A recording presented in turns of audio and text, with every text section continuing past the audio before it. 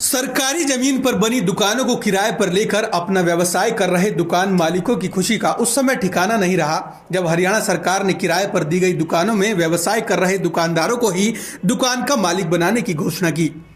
इस योजना के तहत दुकान मालिकों को स्वामी बनाने के लिए सरकार ने नोटिफिकेशन जारी कर बाजार भाव पर दुकान की रजिस्ट्री करवाने की बात कह स्वामित्व योजना शुरू की। लेकिन साइबर सिटी गुड़गांव में नगर निगम अधिकारियों को सरकार की यह योजना इस कदर नागवारा गुजरी कि उन्होंने ऐसे दुकानदारों को नोटिस जारी कर दुकान खाली करने के आदेश दे डाले जो पिछले कई सालों से इन दुकानों में अपना व्यवसाय कर रोजी रोटी कमा रहे थे। दुकानदारों का आरोप है कि जिला प्रशासन ने साल 2000 में 26 दुकानें बनाकर दी थी।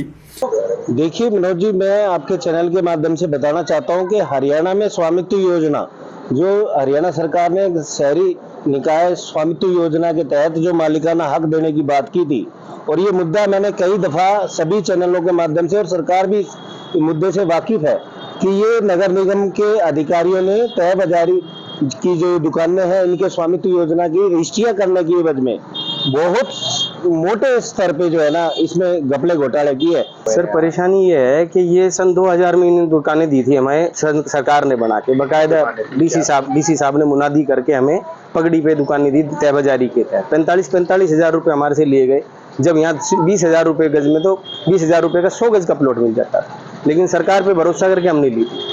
तभी से पीछे कुछ भूमाफियाओं से मिलके, अब ये नगर निगम के लोगों ने अभी फिलहाल भी भूमाफियाओं से मिलके इन दुकानों को हटाने के एवज में शायद पैसे कुछ ऐसा सुनने में आया।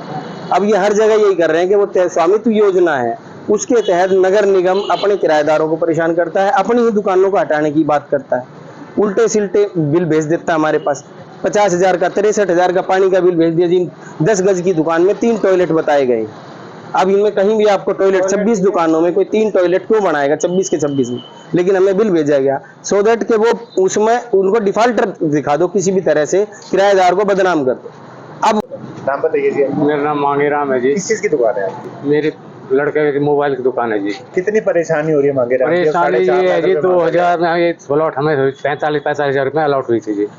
उसके बाद इन्होंने फिर पीछे वाले जो इन्होंने कोर्ट में केस डाले। 2008 में कोर्ट ने डिसीजन दे दिया भाई ये दुकानें भैया एफिडेविट, उस समय वाईसी गुप्ता उस समय कमेटी थी, नगर निगम कमेटी थी, उन्हें एफिडेविट दिया कि दुकान वैध नहीं है, सही है।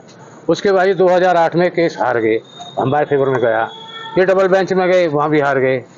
उसके बाद ये यहाँ विवेक काली आए थे जे शिवन, उन्होंने ठा कहते भाई ये दुकानें अवैध हैं,